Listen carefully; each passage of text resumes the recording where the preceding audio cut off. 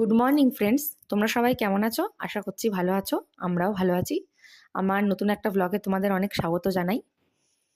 তো কালকের কোনো ব্লগ দেওয়া হয়নি, তো সেই জন্য বলছি তোমরা মঙ্গলবার আর বুধবার এই দুদিনের ব্লগটা কালকের দেখতে পাবে, মানে বৃহস্পতিবার দেখতে পাবে। তো দেখো সকাল সকাল উঠে পড়েছি। পুচকুটা স্কুলে যাচ্ছে, দুজনে। ওদের পরীক্ষা চলছিল, আজকেরই শেষ হলো আর কি, মানে বুধবার শেষ হয়েছে আর কি। তো যাচ্ছে, সেটাই তো তোমাদের দেখালাম সকালবেলা দাদানের সাথে, মানে শ্বশুরমশাইয়ের সাথে যাচ্ছে আর কি, কাঁধে করে যাবে, এটাই আবদার। তো আকাশটা একটু তোমাদের দেখিয়ে দিলাম, কি সুন্দর লাগছে না আকাশটা। তো তারপরে তো দেখালাম রান্নাবান্না, রোজকার যেটা নিয়ম সেটা তো হয়ে গেছে, সেটা তোমাদেরকে দেখানো হয়নি।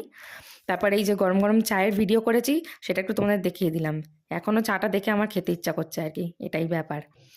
তারপরে বর ডিউটি বেরিয়ে গেল। ডিউটি বেরিয়ে যাওয়ার পরে আমি স্নান টান করে পুজো করতে চলে গেলাম। পুজো টুজো করে নিয়ে ছাদে চলে গেলাম জামা কাপড় মেলতে। এখন না আসলে রোদের তেজটা একটু কম, সেই জন্য নিচে জামা কাপড় দিলে শুকোতে চায় না, তাই জন্য ছাদেই দিতে হয়। থাকলো এবারে, যখন খুশি তুমি তুলতে পারবে, সেটও করা আছে আমাদের। তো তারপরে হচ্ছে জামা কাপড় কটা নামিয়ে নিয়ে এসে জামা কাপড় কটা ভাঁজ করে নিলাম। দেখো কতগুলো জামা কাপড়, সেটা একটু তোমাদের দেখালাম আর কি। তারপরে এই যে দেখো দিদি হচ্ছে দুটো বস্তা আর কি, দুটো নয় অনেকগুলোই বস্তা বার করেছে। বস্তাগুলো শীতের জামা কাপড় আছে, সেগুলো বার করবে বলে আর কি বস্তা বার করেছে, সেটা তোমাদের একটু দেখালাম। এই চারিদিকে অগোছালো হয়ে আছে। তো আজকে রান্না হয়েছিল ভাত, বেগুন আলু দিয়ে, চিংড়ি দিয়ে একটা ঝোল, আর পেঁয়াজ কলি, শিম, বেগুন, আলু, চিংড়ি দিয়ে চচ্চড়ি, এই সবই রান্না হয়েছিল আজকের। তো বিকেলবেলা আমার নন্দাই এসেছিল। আর নন্দাই মানে যে কোনো ডিশই খুব সুন্দর বানায়, তো আমাদের ফেভারিট আর কি যেটা, সেটাই বানাচ্ছিল। দেখো তোমরা, এই যে চিকেন পকোড়া করা হচ্ছে, তো সেটা একটু তোমাদের শেয়ার করে দিলাম, কেমনভাবে কি হচ্ছে না হচ্ছে। তোমাদের কার কার চিকেন পকোড়া ভাল লাগে একটু কমেন্টে জানিও তো। চিলি চিকেন ভাল লাগে না চিকেন পকোড়া ভাল লাগে, সেটা একটু কমেন্টে তোমরা জানিও, অবশ্যই জানিও। এই যে দেখো, তারপরে গরম গরম পকোড়া একদম রেডি হয়ে গেছে। তার সাথে করে নিয়েছি একটু লিকার চা। দুধ চা খেলে না সবসময় সহ্য হয় না সন্ধ্যাবেলা করে, তো সেই জন্য লিকার চা বানিয়ে নিয়েছি। তো তারপর যখন ঘড়িতে প্রায় 9:30 পৌনে 10টা বাজে, আমরা দুজনে রেডি হয়ে নিয়েছি। তো যাচ্ছি একটা জায়গায়।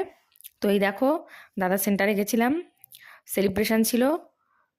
তো সেখানে গিয়ে প্রায় মানে রাত্রিবেলা 12টা সেলিব্রেশন হবে, আমাদেরকে অনেক করে যেতে বলেছিল আর কি, তো সেই জন্য গেছিলাম আর কি। আমরা গিয়ে সেখানে বেশ ভালোই আনন্দ হলো, কফি পকোড়া খাওয়া হলো, সেগুলো আর দেখানো হয়নি তোমাদের।